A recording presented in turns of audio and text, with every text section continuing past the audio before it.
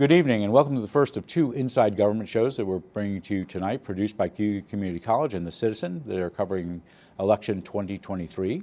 These are shows that are broadcast on Spectrum, Verizon, Fios, as well as Win 89.1, which is the college's radio station, which is celebrating its anniversary this year, as well as the Auburn Regional Media Access, ARMA.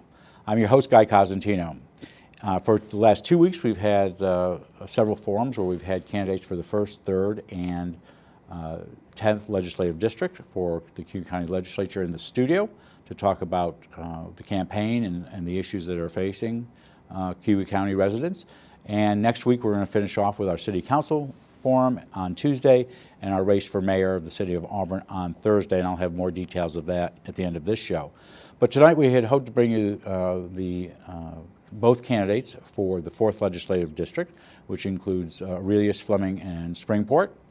Part of that district is currently represented by Robert Shea, who is seeking a second term in the Cayuga County Legislature. He is running against Democrat James Moore, who's on the Democratic line, the Working Families line, and an independent line. Unfortunately, Legislator Shea has not responded to our invitation to participate in a forum, and as per past practice that we've been doing since 2006, with candidates for Congress, the state legislature, and other races, if one candidate agrees, their opponent does not either respond or says that they won't participate, we still give a similar time to that candidate. So keeping with that standard, we are delighted to have in the studio today Mr. Moore, who is running for the legislature. As we have told voters who've watched the last several shows here, all of the members of the Cayuga County Legislature are up this year. So we're going from 15 to 11 members. Right now, a narrow coalition of Republicans, Conservatives, and Independents control the legislature. So with all 11 seats up, what happens on November 7th could change who's in charge of the legislature. Mr. Moore, after that lengthy introduction, welcome to Inside Government. So delighted to have you here. More than anything else, why are you running? So my main reason for running is the fact that I would like to be a part of the conversation.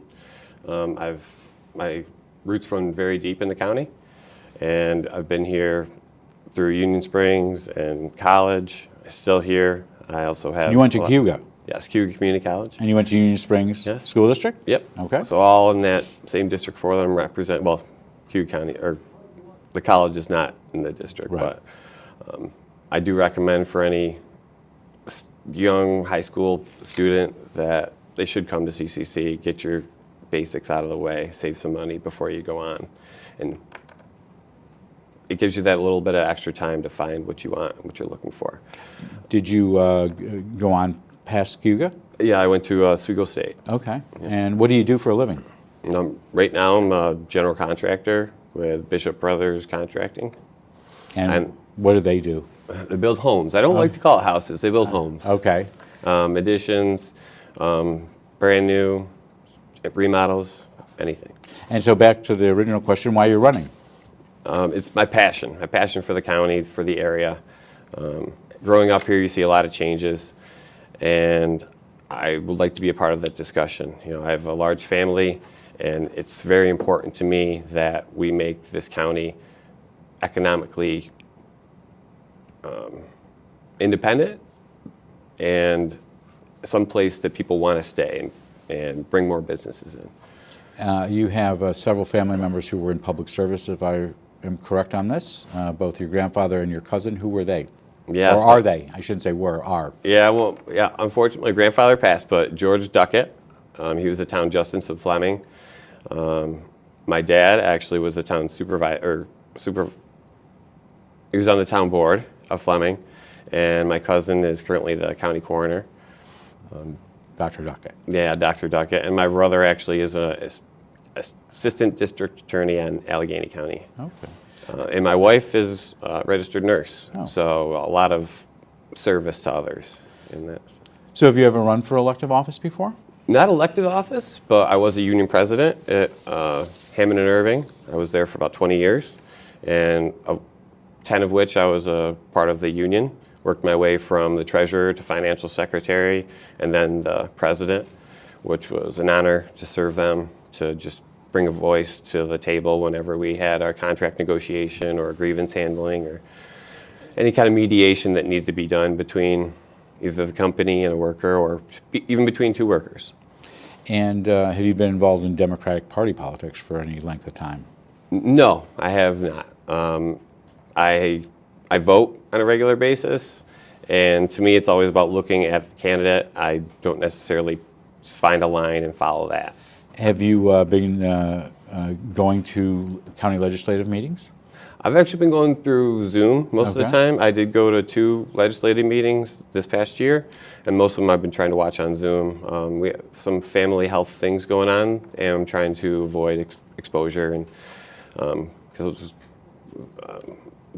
the person who they have a low white counts and low immunity problems, so I'm just trying to be safe. Better safe than sorry. I want to ask this only because, as I said at the beginning of the show, that Mr. Moore did not respond. Excuse me, Mr. Shea did not respond to any invitation. I think it was said in the Citizen he hadn't responded to the profile that was done. He also said he was retired. So my question more so is: are you two meeting anywhere, like in a high school, at a lodge anywhere, VFW? No, I've tried to reach out and I haven't got any response. So the only time I've seen them is when I've gone to the legislature, but a lot of times they'll go off into executive session and they can last a couple hours, so I don't hang around for that long. What do you think the biggest issue is facing Cayuga County at this stage? Or specifically your district? I'd say our district is water. The right between the 2 lakes, whether you're in Cayuga and Owasco. Our water quality has definitely dropped over the last 10 years due to algae blooms. I don't know if it's zebra mussels or quagga mussels, or if it has anything to do with septic or farm runoff. So that is one of the very important things. I'm also a scuba diver, so I've gotten myself in all the lakes around here. Those little paddy passes and all that? Yeah. I've got over 100 dives in, so yeah, I'm pretty proficient. So so let's go to lake quality. We'll go to other issues in a second. So on lake quality, what is the county not doing that you would like to see them do when it comes to lake quality, whether it's on either lake?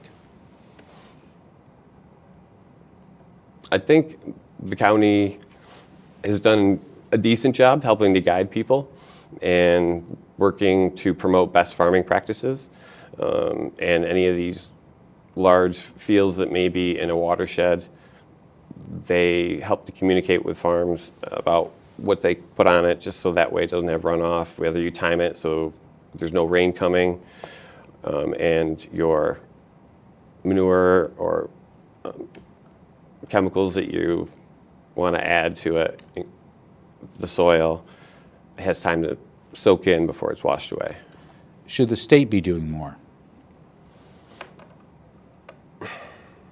I think the local community could use a little help from the state due to funding.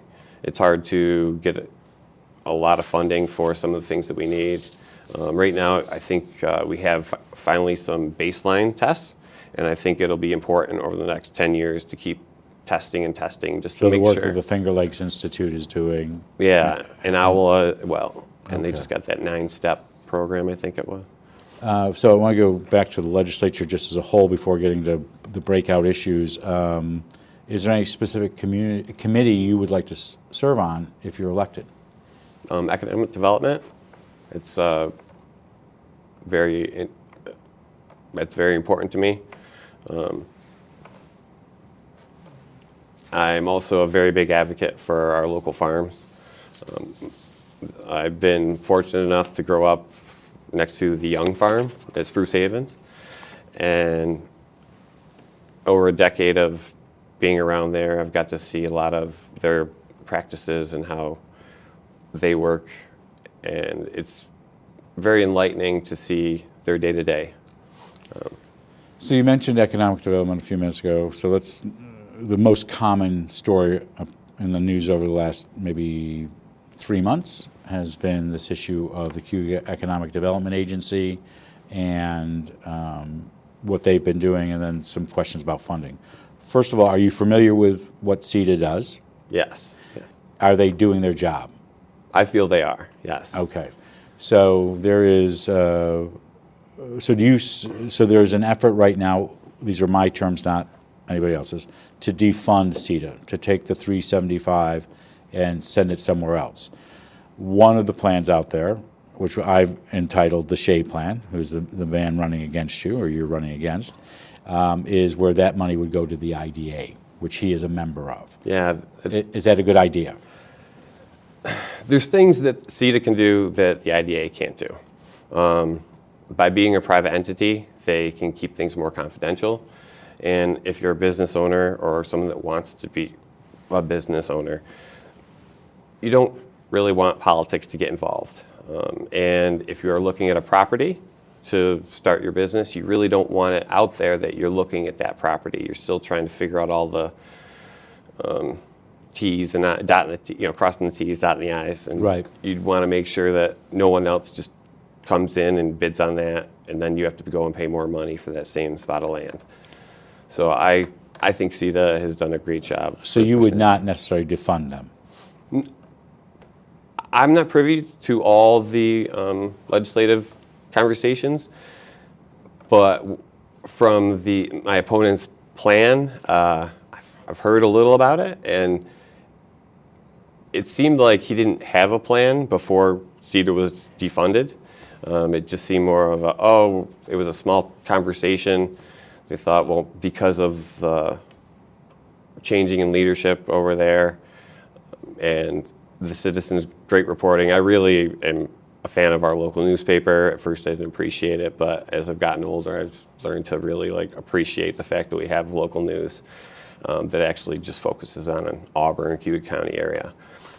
And I think it's real important to try to understand what exactly IDA does and what CEDA does. And by being that private entity, they can, as I mentioned, keep things confidential. They can, they are very proactive with their outreach versus the IDA is more of a wait and see approach.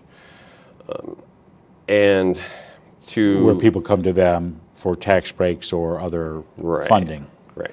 So, as I mentioned, we're going to have a new legislature. You hope to get elected. Right now it is very narrow in control, but there are literally only about 60 days to go in this legislative session. They have to adopt a budget roughly by the 20th, but they usually vote by December 18th on that. Because the legislature is clearly going to change, besides the 15 to 11, but it could change party makeup, could change rural, urban membership. Should the legislature make a decision on CEDA funding this year, or should they kick it over to the legislature that'll take over on January 1st? I think there are too many what-ifs right now to try to force it through the issue. I think it should at least wait till then, especially considering, like you said, there may be a change. Or even if there's not a change, I feel the families of the employees there, because I've talked with a few different business owners that have been helped by CEDA, like Moonflower, Teresa over at Moonflower, which if you haven't been, I highly recommend. They're really great. Yeah, can't beat them. Nothing but good things to say about them. And every other business I've talked to, nothing but good things to say. I can understand. Isn't one of the issues right now whether even the IDA can have employees? Yeah, that I hear that too. Kind of looking into that, I heard that they may not be able to have employees. I don't know what they're going to have to do to change that. But CEDA is only funded with under $400,000. I think it's $375,000. Yes. And they have 6 employees. A business rental, which they're also paying for, electric and heat. And then you break down how much they're making a year. If you got 6 employees at, let's say 400, just to make it easy, how much is your rent for the year?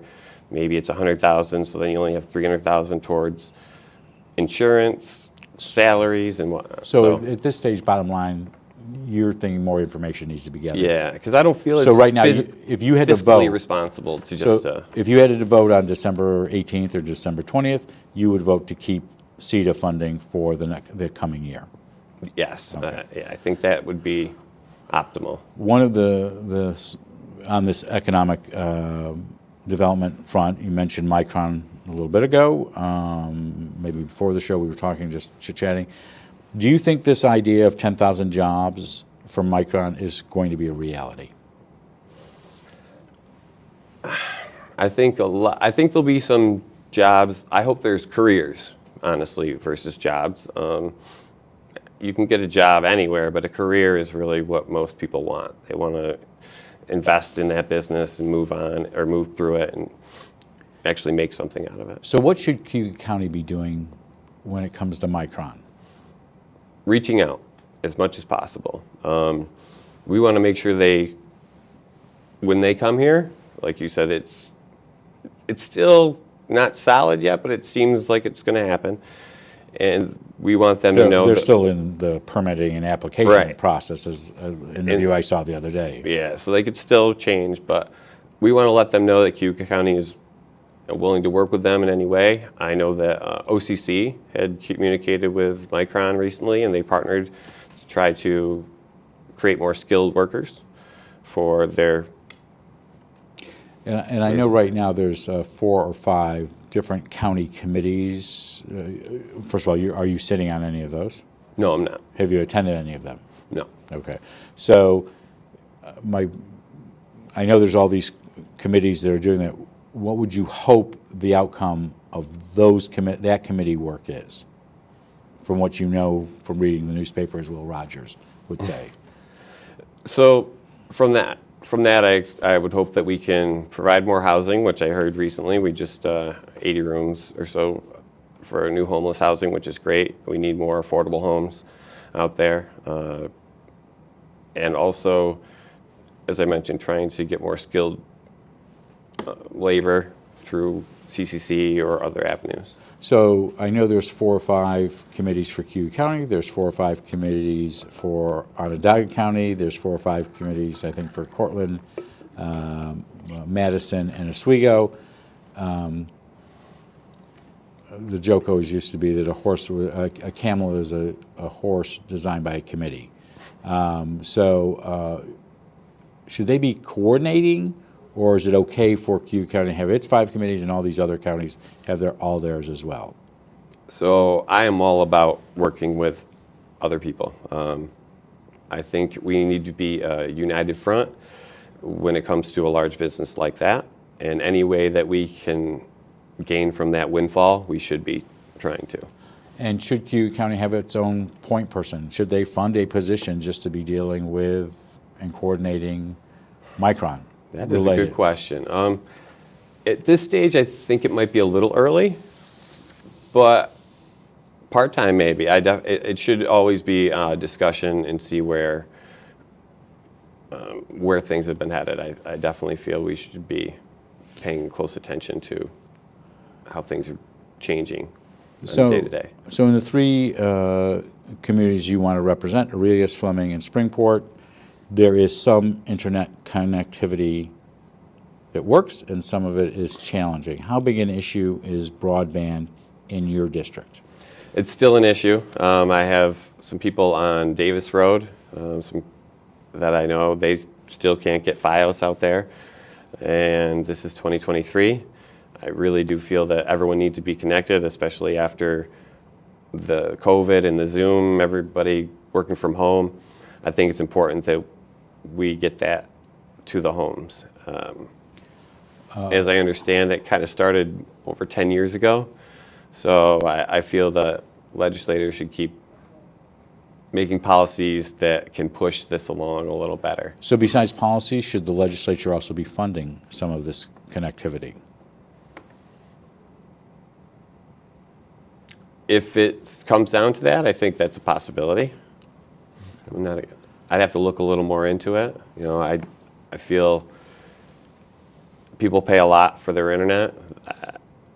All that shouldn't just go to line one pocket. I think that you should be investing in your, whether it's NYSEG or whether it's FiOS, you should be investing in your equipment, maintaining it and upgrading it. And especially if they would like more income, more customers, you know, it benefits the company. So you think the companies also have an obligation to be Yes, rolling this out yes, faster? yes, I do. I think it could be a united work. Again, I like to work with people. I think that's better. Many hands make light work, as they say. So instead of all taxpayer dollars, taxpayers won't get any kickbacks if somebody does get a Fios connection and starts paying $160 or $100 a month for internet and TV or whatever. So just as broadband has most likely been a decade-old issue, another decade-old issue, if not longer, has been the condition of the county office building. Yeah. Several people, and you're in construction, so maybe this is a great question for you, is that it is most likely beyond its functional use. First of all, do you agree with that assessment? We're definitely outgrowing it. So there's a lot, we thought, the last time we had the chairman of the legislature here back in the spring, there was a thought that there were a couple of different plans: renovate the building, build a building next door, knock down the current structure, put parking there, move to a different location, maybe the Finger Lakes Mall or something. Right. What would you like to see done? I do like the presence of our office buildings to be downtown. So you wouldn't move it outside the city? No. One of the main reasons being it helps to promote business growth downtown. People have to go to the DMV, maybe they'll go to Parker's or A.T. Wally's or Prison City afterwards. And there are some other small shops down there that people can go and look through. So I think it's in the best interest of the county to keep things local. Unfortunately for my constituents not mine, but up in District 1, it makes it a little difficult for them. And that's one thing about Cayuga County, that it makes us incredibly unique. And I feel for the sheriffs who have to cover such a broad... Long and narrow. Yes, such a broad area. But you wouldn't necessarily put a county office building up at either end of the county. You would keep it centered. Yes, I think centered. I think it would be too much of an expense to have two. Okay. So would something your to theory, look into for sure. So just want to be clear. So would you renovate the current building, or would you most likely do what has been talked about, which it sounds like the legislature is leaning towards: take the back parking lot, build a new structure, and then knock down the current structure? Is that where you're thinking? From what I heard, the plan was to, as you mentioned, build out back, let people move in, and then while everyone is moved into the newer building, then they can do the asbestos removal and abatement. That is one of the main holdups of the county office building. So it has been almost 4 years, more than 4 years now, since the county has had a county administrator. Justin Woods was let go in 2019. Would you support filling that position? Do you have other thoughts on whether it should be a county administrator versus a county manager versus a county executive, or just leave it the way it is, which is a legislator is running the county with the help of assistance from full-time employees? Yeah, I think that the chair of the legislature has a lot of things already on its plate. I do not necessarily think this would be another good thing to add to it. I think that position should be non-political and hired in. And you want someone with real business management experience. We're a large organization, $170 million budget. It's something, or maybe 160 for the county. I think it's very important that we understand that we need to get the best out of our taxpayer dollars, be efficient with it. So you want, and again, we can debate the issue of, and we'll talk about the issue of administrator versus manager, but you want a professional manager hired? Yes. So how do you, so the county went through, I'm most likely I'm not going to do it justice, but I'm going to count it 4 or 5 administrators in a 10-year period. How do you give stability? I guess the same question would be for CEDA. You keep having this turnover, who's going to apply for these jobs? So how do you get the legislature to let the manager or administrator they hire do their job for any given period of time? So I'm not sure of all the reasons why each person left. I think just communication. That's best way for any government to... I think of those 5 that I'm mentioning, only one was voluntary. He took a different job at a different location. Okay. So how do you retain good staff and good leadership? Through beneficial pay, other perks that you can add to the job, whether it's a insurance coverage, or I'm not sure what exactly they would, but something I would like to look into. So obviously we're going from 15 to 11, and this is always like, I always equate it to the term limit argument in Congress. A majority of Congress is 4 term limits, but they disagree on 3 terms, 4 terms, or 5 terms, or 6 terms, and the result is everybody votes for their own plan and nothing gets done. So the question more for legislators is, if there was an effort, whether it is to hire an administrator or even put it on the ballot, does something need to be done that isn't being done right now? I do feel that they need to get someone in that director position, as someone that can help to communicate to our 30 different, not businesses, but 30 different parts of our department. Yeah, departments. And would you be open to putting something on the ballot? Because the manager, I believe, also has to be on the ballot. It's a change of. Yes, I think anything done with taxpayer dollars should be voted upon. So whether it's a county executive or a manager, yes, in the end, it should go to the voters. Yes. For the position, I think.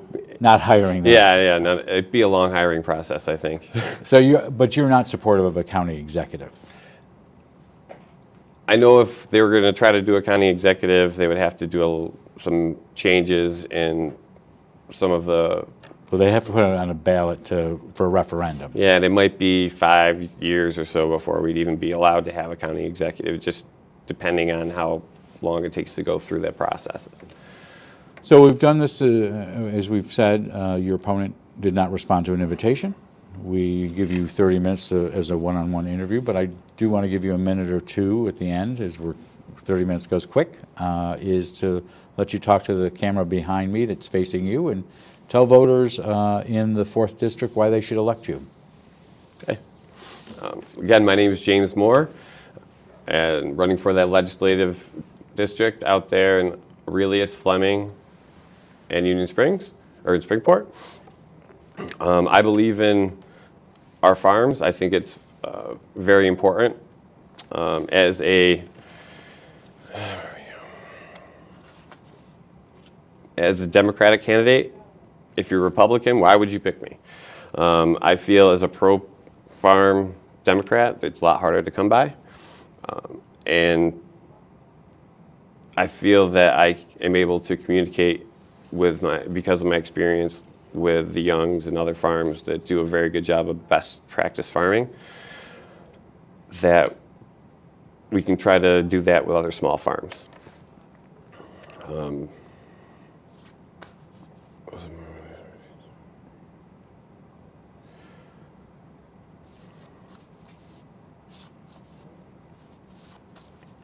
the milk plant that's been amazingly popped up over the last 10 years. I used to walk my dog out there behind Dick's, and then it just slowly changed.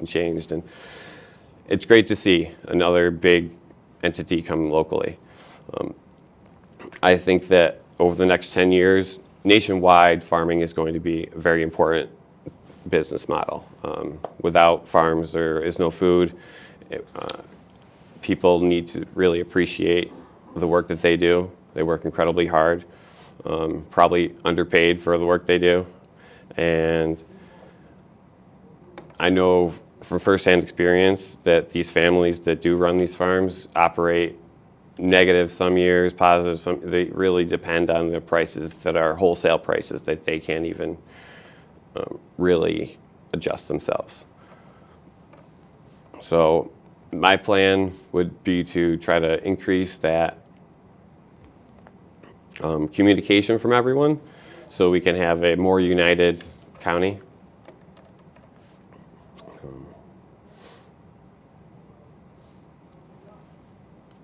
And yeah, and then also I think we need to have sustainable economic solutions that are long lasting. One thing, as a younger candidate, I feel we have at least a decade or so of growth ahead of us. It takes a while for things to kind of keep moving. And as a younger candidate, I plan to be here through all that. I'm hoping to get my brother to come back to this county too. We do enjoy family, so